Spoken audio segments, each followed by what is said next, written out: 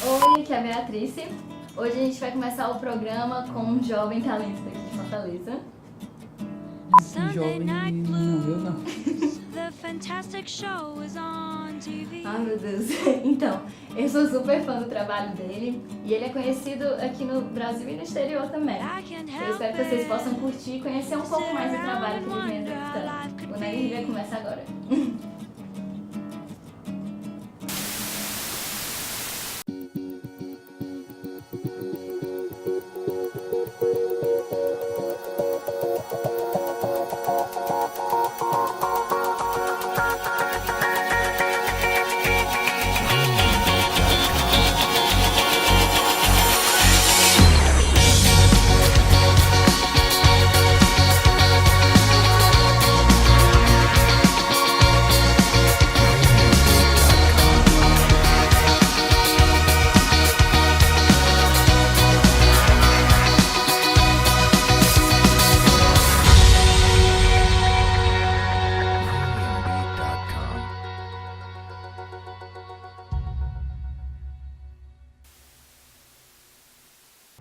Bom, primeiro eu queria te agradecer por ter aceito o convite.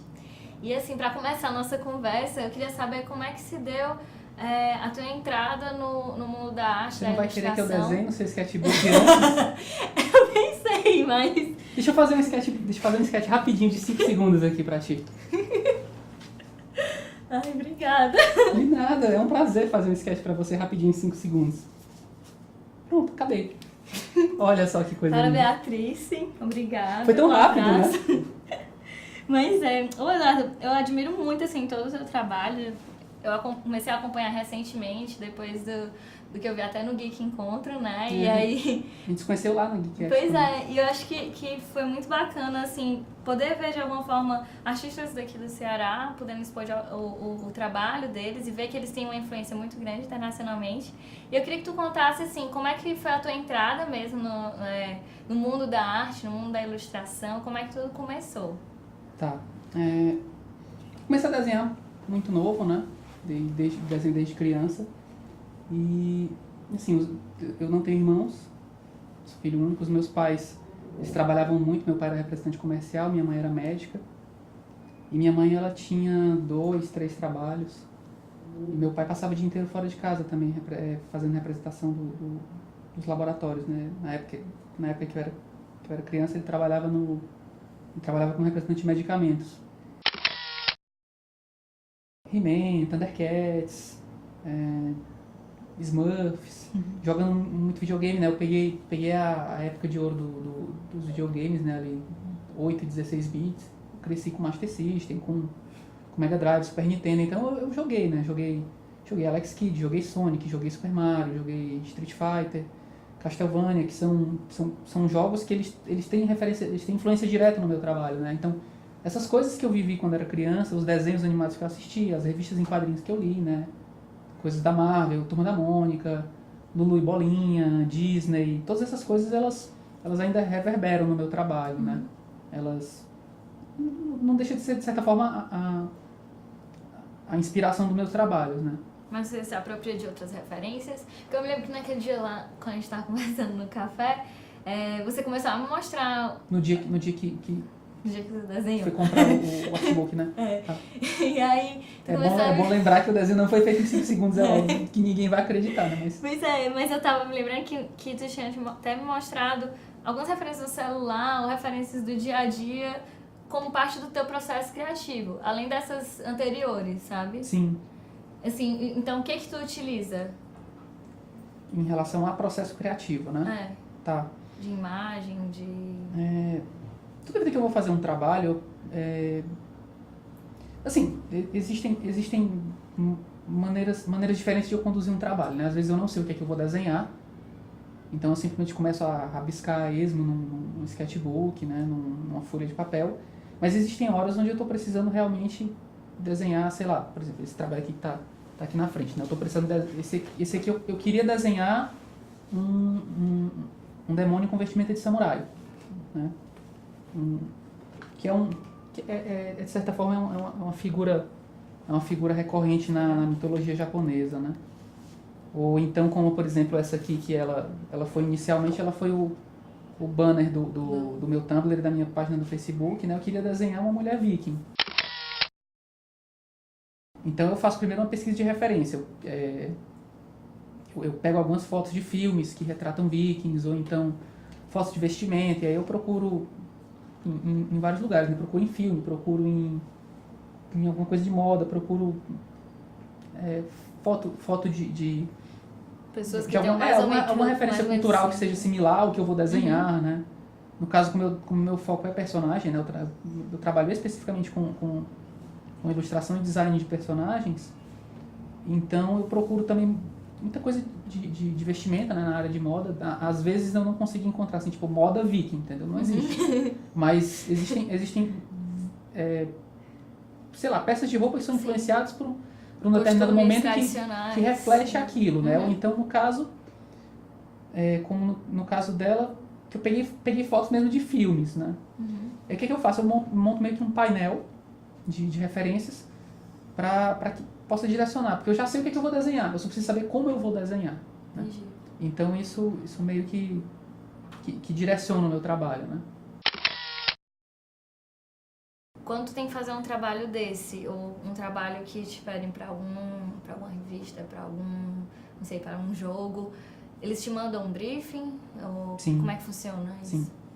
Quando uma empresa entra em contato comigo pra, sei lá, eu preciso fazer personagens pra um jogo, vamos supor que... Deixa eu ver se eu acho que eu tenho alguma coisa aqui de jogo. Vamos ver aqui. Esse aqui, pronto. Eu fico morrendo de medo de pegar. Não, pode pegar. Eu ia pegar esse aqui dos Vikings, né, que eram vários personagens, mas esse aqui eu tinha lembrado que eu tinha colocado algum de jogo aqui, pronto. Esse aqui foi pra um jogo que eu fiz, né, pra um jogo que eu fiz pra celular. E o que aconteceu?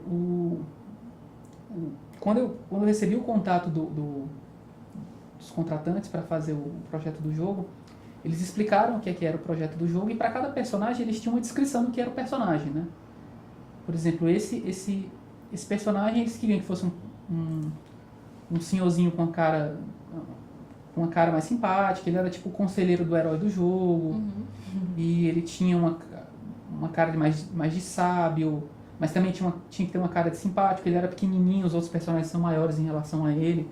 Quando eu terminei todos os personagens, que eu coloquei o line-up deles no computador para enviar a imagem para o cliente, ele era um dos mais baixinhos, né? Acho que tem uma criança que é menor do que ele no jogo, e tem ele, mas ele era o segundo mais baixo, né? Assim, ele é bem baixinho. E aí, assim, eles têm esse tipo de referência, né? A gente quer um senhor de idade que já tem uma cara já bem vivida, bem cansada, mas que ele tem uma cara de ser simpático, ele vai ser o conselheiro, ele vai ter uma cara de sábio, mas também tem elementos culturais japoneses. No caso, eles eram... No próprio jogo, né? A cultura que eles usaram de referência era Ainu, eu acho o nome. Não vou lembrar o nome agora. Mas é um tipo de cultura oriental que esse tipo de vestimenta que ele está usando é baseado nessa cultura. E aí eles pedem esse tipo de referência, às vezes eles pedem um tipo de cor de pele. Por exemplo, nesse caso não, mas o personagem principal eles queriam que fosse negro. Estão trabalhando cada vez mais com essa era do digital, da tecnologia, seja em aplicativos, games, cinema, na animação. E assim, eu queria saber até tua opinião, a tua relação com esse universo, que a gente vê no teu trabalho, como você mesmo disse, eu gosto muito mais de trabalhar com materiais manualmente, né, com, não sei, com lápis, com aquarela. Quais são os materiais que tu utiliza e como é que faz esse mix? Eu gosto de trabalhar mais no papel porque foi como eu comecei, né? Eu comecei a desenhar quando era mais novo. Isso era o que? Era, sei lá, meio dos anos 80, né? Então, assim, tem gente que já nasceu, sei lá, já nasceu no Photoshop 8, entendeu? E quando eu comecei a desenhar, ainda não estava rolando no Photoshop. Então eu comecei a desenhar no papel, comecei a desenhar no tradicional. Criei, de certa forma, uma relação com isso, né? Era o que eu gostava de fazer. Então, eu tenho uma coleção enorme de sketchbooks, né? Tipo, esse aqui que a gente estava vendo, tem outros aqui que eu trouxe, né? Tenho mais um bocado em casa. Posso olhar aqui em cima? Pode colocar.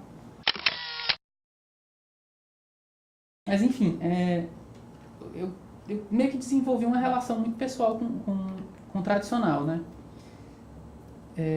Muita gente já me pergunta essa coisa do digital no sentido de assim, você faz os seus desenhos no tradicional porque você quer ficar na contramão do que está vigente agora, que é o digital. Não, é a questão da minha relação, o meu prazer de desenhar, a minha relação com o meu trabalho. Né? No teu trabalho, no teu traço, na tua identidade própria? Eu já copiei muito artista, né? Já estudei... Assim, é a vida da gente de artista é ficar toda hora se reciclando, né? Procurando referências novas e procurando algum estilo algum artista que tenha um trabalho ou um estilo que tenha alguma coisa que você possa acrescentar para o seu. Tiveram 3 artistas que eu copiei muito, estudei muito através do trabalho deles, que me ajudaram a construir o meu estilo, né? Foi o Humberto Ramos, que é um quadrinista mexicano, que trabalhou na Marvel, ele trabalhou desenhando Homem-Aranha, trabalhou desenhando Wolverine. E assim, o desenho dele, ele meio que foi ele meio que foi uma quebra na época que ele começou a desenhar na Marvel, porque os quadrinhos na época da Marvel, eles meio que eram aquela coisa de todo mundo tem que ser muito musculoso e qualquer ação que você vai fazer, você tem que estar muito tenso, né? Você vai pegar um café, e você não pega um café naturalmente assim, né? Tipo, sei lá, com o dedinho assim, alguma coisa, sei lá, uma mulher que vai pegar o café assim, entendeu? Ou um cara que pega o café com esses 2 dedos e fecha aqui. O cara pega o café, tipo, muito tenso, entendeu? Quase tipo, uma pedra, né?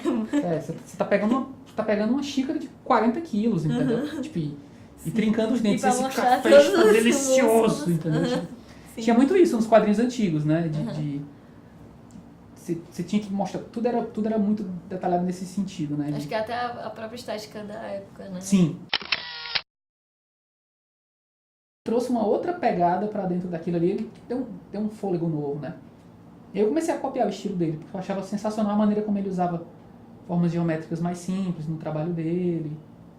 Como não era aquela coisa meio acadêmica de que você estava muito preocupado com cada detalhe. Ele se preocupava mais com a forma geral das figuras, entendeu? Tipo, o Duende Verde, que é um inimigo clássico do Homem-Aranha, eu me lembro de um quadro que o Duende Verde estava andando de frente, andando em direção à câmera, e ele era um quadrado, sabe? Assim, era um quadrado, Então, você via claramente. Mais, né, ele simplificava demais as formas, né? Que é um caminho que a Disney segue, né? Hoje em dia. Sim. De formas mais geométricas, coisas mais simples. Tinha muita cara de Disney, muita cara de desenho japonês ali misturado, sabe? Seguia aquela quebra que o Joe Madureira tinha proporcionado antes dele, que era de assim, não estamos necessariamente atados a um estilo acadêmico travado, né? Porque antes era muito travado, né? Antes disso. Aí o Madureira chegou, ele quebrou um paradigma, e aí a exigência da editora era que, todo mundo agora tem que entrar fazendo de um Madureira, ou então fazendo coisas desse estilo.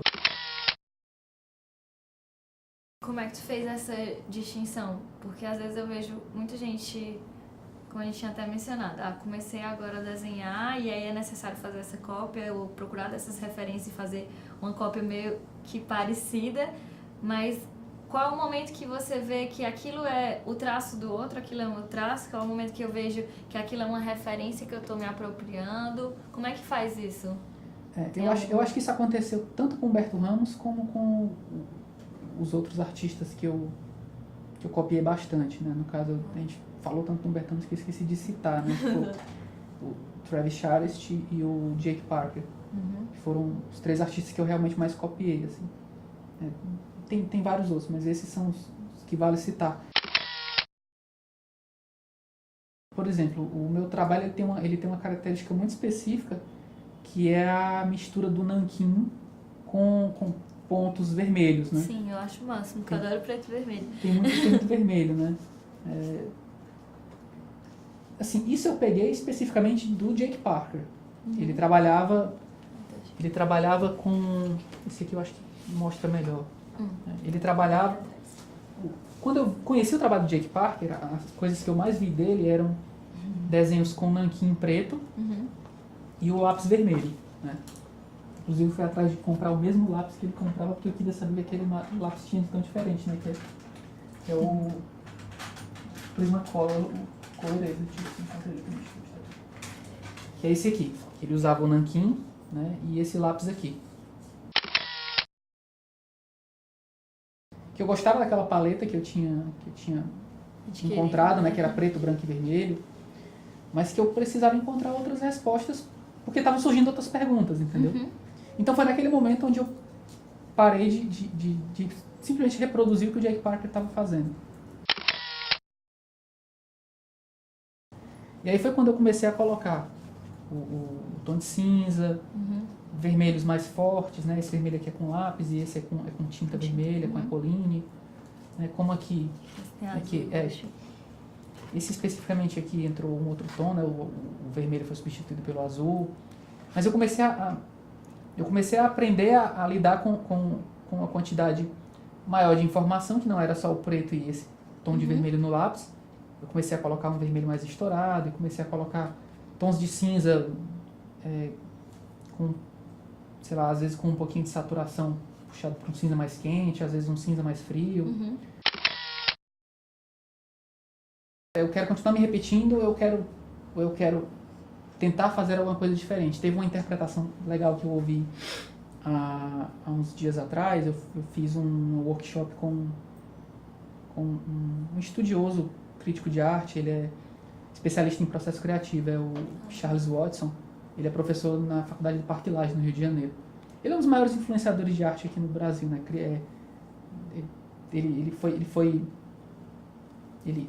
Ele teve como alunos a Beatriz Milhazes, a Adriana Varejão, né, que são artistas de galeria e tal. E assim, ele fez uma definição brilhante sobre isso, na minha opinião. Ele perguntou o seguinte: quando é que você sabe, quando é que você consegue diferenciar que no seu trabalho você está simplesmente enchendo linguiça, né, que é uma expressão que a gente usa aqui, né, de você está só enchendo linguiça ali, está se repetindo, fazendo a mesma coisa, você está simplesmente recorrendo às mesmas soluções, ficando na sua área de segurança, ou quando você está à beira do precipício, a ponto de perder tudo que você tem para conquistar alguma coisa nova. Ou seja, quando é que você está só se repetindo, ficando na sua área de segurança, ou quando é que você está realmente tentando dar um passo além, ultrapassar aquela linha que você colocou como seu limite ali e tentar fazer alguma coisa nova, né? Eu acho que tem essas duas coisas, né? Poder se explorar, reinventar. Eu comecei a repetir isso, né? Tô fazendo só desenho no preto, branco e vermelho, preto, branco e vermelho, preto, branco e vermelho, e de repente quero explorar alguma coisa nova, né? Tô cansado de fazer só a mesma coisa, sabe? Assim, já aprendi isso aqui já foi internalizado, sabe? Já automatizou. Né? Já automatizou. Então acho legal que assim, a gente tem esse start, né? De não quero mais só ficar repetindo a mesma coisa, eu quero buscar coisas novas. Eu acho que os sketchbooks que são os parceiros principais nessa Sim, hora, porque você começa de um jeito e de repente talvez no mesmo sketchbook ao final já vai surgindo outra proposta no meio. Né? É o laboratório, né? E é o jeito de você se libertar. O sketchbook é o laboratório do artista, né? Se você tira assim, troca a palavra artista por cientista, o sketchbook é o laboratório. E assim, esse caderno aqui, ele foi uma experimentação enorme em cima disso, né? Eu saía de casa só com uma caneta preta. Eu posso pegar? Pode. Saía de casa só com uma caneta preta, no caso foi essa aqui. Essa aqui que eu tava usando. Caneta com ponta de feltro normal, 0.5, né? Eu saí de casa só com ela e com essa caneta esferográfica, entendeu? E aí começava a achar as formas básicas aqui, né? Dá pra ver, não sei se dá pra mostrar na câmera, né? Que alguns eles não estão finalizados porque foram formas que eu não achei que estavam tão legais, né? Deixa eu ver aqui. Vou achar uma aqui. Pronto, aqui. No caso, essa forma eu não achei tão legal. Mas, como eu disse, eu preciso incorporar o erro. Quando eu fiz essa primeira forma, eu tentei achar outras, entendeu? Agregar outros elementos. Não deu. Aí eu vou pra outro. Mas o que eu achei legal é que eu conseguia ter resultados satisfatórios fora de casa, sem estar com o bolso carregado de material, entendeu? Eu tenho um contrato com a Secretaria de Educação que são livros infantis que eu faço pro PAIC, né? O Programa de Alfabetização na Idade Certa. E aí, o que acontece? Todo ano eu faço um livro para eles. E eu desse ano eu resolvi, eu vou tentar utilizar um pouco dessa coisa de... Desse novo estilo. De usar a esferográfica e incorporar no que eu já fazia, né? E aí eu fiz aqui os estudos, né, do livro, a gente chama isso de thumbnail no meio dos ilustradores, né, que são desenhos pequenininhos, thumbnail porque são do tamanho de um polegarzinho. São bem pequenos, que eu uso só para organizar a diagramação de cada página, né? E aí o que aconteceu? Eu resolvi fazer todo com caneta, né? Ó, por exemplo, aqui são os desenhos do livro, e eu já usei a esferográfica junto com o nanquim, né? E apliquei alguns marcadores, algumas coisas, algumas páginas eu fiz com só um marcador ou dois. Mas eu realmente explorei ao máximo, né? Eu meio que criei uma textura ao redor dos personagens e esse efeito o que era antes, o esboço, que era só um registro de como eu tinha chegado lá, eu acabei transformando em uma textura desse livro. Né? E quanto assim, tu falou agora desses trabalhos que tu tá fazendo aqui, né? Mas tu já fez trabalho pra fora, né? Já. A maioria das coisas que eu faço ainda são pra fora, né? Eu tenho alguns clientes aqui. Eu vejo muito assim, porque quem é artista também há uma valorização muito grande no exterior e às vezes há uma valorização de fazer um trabalho lá fora e ter que voltar aqui pra mostrar que você é bom. Não sei. Algumas áreas sim. No meu caso, o meu trabalho ficou primeiro conhecido lá fora para depois ser conhecido aqui no Brasil. Né? Eu já desenho há bastante tempo, né? Eu já trabalho mesmo assim como ilustrador desde 2009. Meu primeiro desenho vendido mesmo para fora foi em 2004. Mas eu não conto isso assim como carreira. Foi um desenho por acaso que eu vendi nos primórdios de internet, quando existia uma página que era para artistas iniciantes colocarem seus trabalhos lá, alguém se interessou e comprou, e foi aquela coisa assim, tipo, um cara ofereceu $25, e eu tipo, caramba, $25 é muito dinheiro, tipo... Eu fiquei... vou ficar milionário, não preciso mais trabalhar. Só desenhar. Só desenhar, $25, sabe? Você vê como é que como muda, né? A concepção da gente, mas assim, em 2004 eu tinha 23 anos, então pra mim era fantástico, né? Vendi um desenho, $25, nossa, alguém quer pagar por um trabalho meu. Era fantástico. Mas assim, acho que quase tem sido um reconhecimento, né? De dizer, sim. Acho que eu tô desenhando bem, alguém tá gostando disso. É uma expressão que a gente tira aqui, uma expressão que a gente usa muito aqui no Ceará, a gente tirou o dedo, né? Tipo, você dá aquela desafogada, né? Tipo assim, pronto, agora foi, né? E, assim, o que me faz manter nessa guerrilha? É o amor, pelo que faz, é o desejo de poder se desafiar, é o desejo de poder encontrar novas soluções de outras formas que as pessoas não estão procurando. O que lhe atrai e o que faz continuar? Depois de tudo isso, né? Primeiramente o emocional, né? Como eu falei, é uma área onde você só entra se você tiver um apego emocional muito grande. Né? Assim, a coisa que eu mais gosto de fazer na vida é desenhar. Então, por que eu continuo? Porque eu gosto de fazer isso mais do que eu gosto de fazer outras coisas. É muito simples, sabe? Se eu gostasse mais de jogar futebol, ou mais de jogar videogame, ou mais de... Sei lá, se eu gostasse mais de... Como eu falei, já pensei em fazer gastronomia. Se eu gostasse mais de cozinhar do que de desenhar, não fazia lógica eu continuar desenhando e ficar reprimindo um outro sentimento, né? Eu continuo porque é a coisa que eu mais gosto de fazer na vida. Assim, então isso me dá uma tolerância às outras coisas.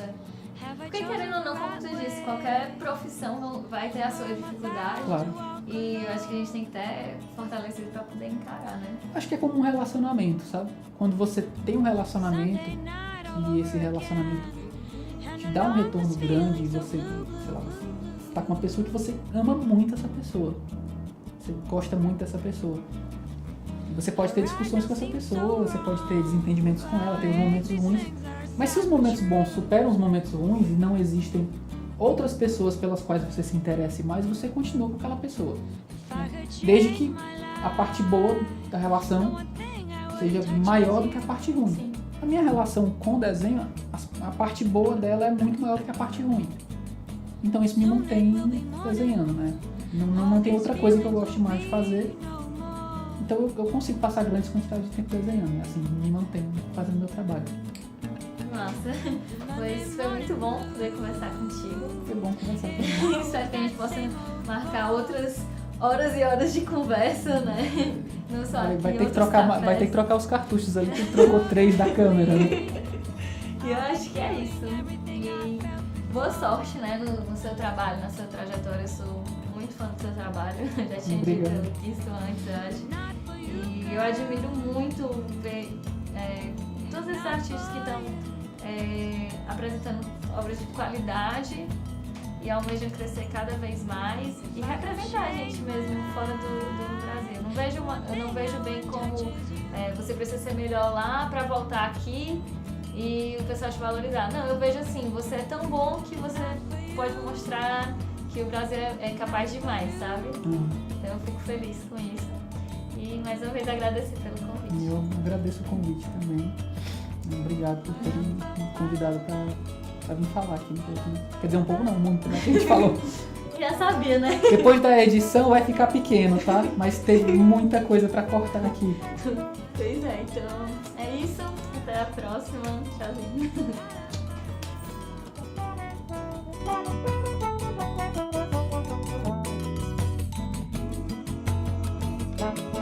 Incômodo, sujo como um dragão de cômodo, úmido, eu, homem da casa aos 6 anos, corpo no canto, todo TV, todo pronto pro lodo, tímido, porra, somos reis, mano, olha o chão, eletrodo, sério, corpo, trombo, corpo, num cemitério de sonhos, graças a lei, plano, troco de jogo, vendo, roubo, suja a cabeça, prêmio, ingênuo, colhe sorriso que falei, vamos,